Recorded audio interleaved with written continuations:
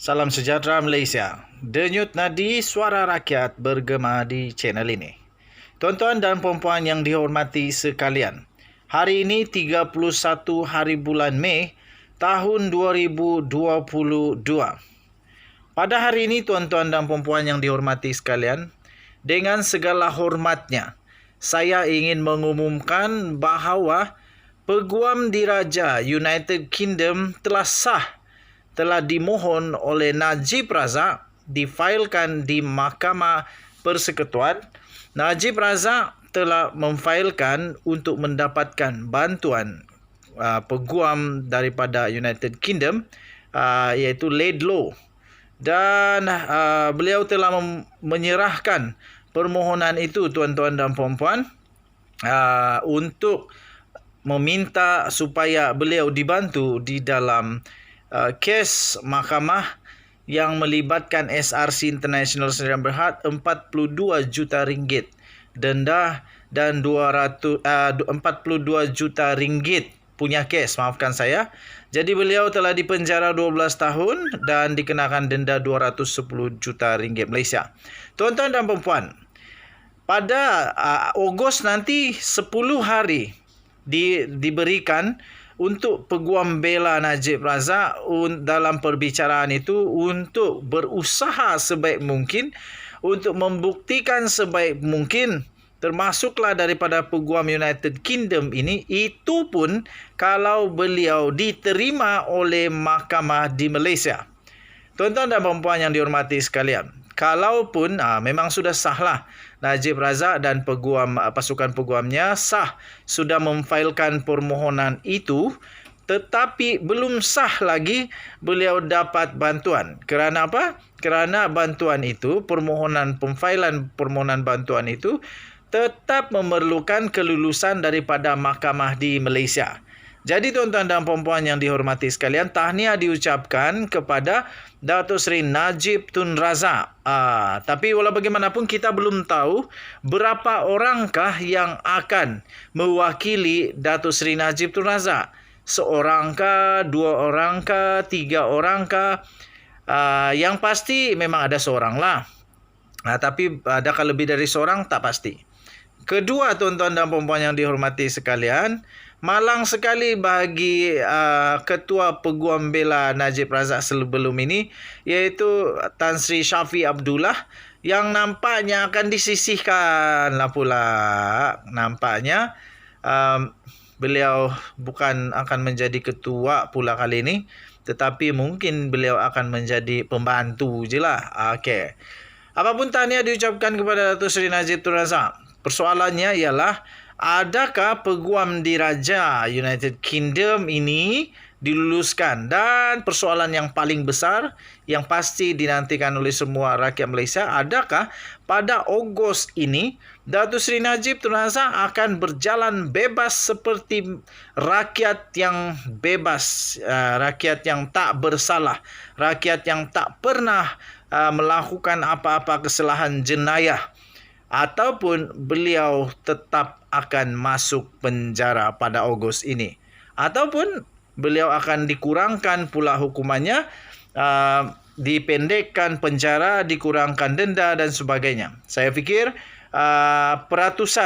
kemungkinan yang paling tinggi untuk Datuk Seri Najib Tun Razak bukan dibebaskan, tetapi mungkin beliau akan dapat pengurangan dalam hukuman penjara dan juga dendanya. Apa-apa pun kita nantikan sama-sama nanti. Dan sekali lagi, saya admin The Twin TV ingin mengucapkan tahniah kepada Datuk Seri Najib Tun Razak. Against all odds, segala halangan telah dapat diharungi oleh Datuk Seri Najib Tun Razak dan juga semua pasukan peguam belanya, apabila beliau dan peguam-peguam belanya berjaya membuktikan bahawa Peguam Diraja United Kingdom sedia untuk membela beliau di Mahkamah Persekutuan. Tahniah diucapkan. Apa yang jadi selepas ini kita nantikan bersama-sama. Doakan yang baik-baik kepada Datuk Seri Najib Tun Razak, bekas Perdana Menteri Malaysia. Bosku, malu apa bosku. Tahniah diucapkan. Kita jumpa lagi sekali lagi. Denyut Nadi Suara Rakyat bergema di channel ini. Jangan lupa tekan butang subscribe, like dan share. Komen video ini, share banyak-banyak. Kita jumpa lagi. Bye-bye. Salam sejahtera Malaysia.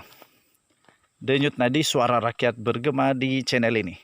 Saya harus ucapkan tahniah kepada SPRM yang memang sentiasa dapat kecaman, tomahan daripada rakyat. Tetapi ramai yang tidak tahu bahawa SPRM banyak melakukan kejayaan, banyak melakukan tugas-tugas yang memang boleh dibuktikan, yang memang boleh dihormati, boleh dipuji. Dan terbaru ini tuan-tuan dan puan-puan, sebelum itu, adakah kamu bersetuju kalau saya kata SPRM Malaysia adalah sebenarnya antara badan penguatkuasa yang terbaik di dunia? Saya ingin katakan betul, SPRM sebenarnya adalah antara yang terbaik di dunia. Kerana telah dibuktikan bahawa mereka membuat kerja, sentiasa membuat kerja, mereka menerima laporan dan mereka menyiasat laporan. Jadi tuan-tuan dan puan-puan, terbaru ini bukti satu lagi SPRM telah melakukan kerja mereka. Apabila SPRM mengumumkan bahawa mereka telah berjaya menahan 6 pengarah dan juga pemilik syarikat yang mana telah dilaporkan mungkin melakukan jenayah. Berita ini dipetik atau telah dilaporkan di BH Online dengan bertarik pada 25 Mei lagi sebenarnya tuan-tuan dan puan-puan. SPRM telah menahan 6 pengarah dan pemilik syarikat.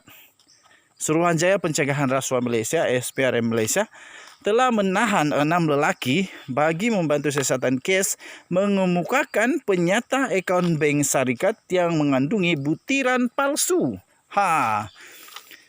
Kepada sebuah syarikat pembersihan di negeri ini pada 2019.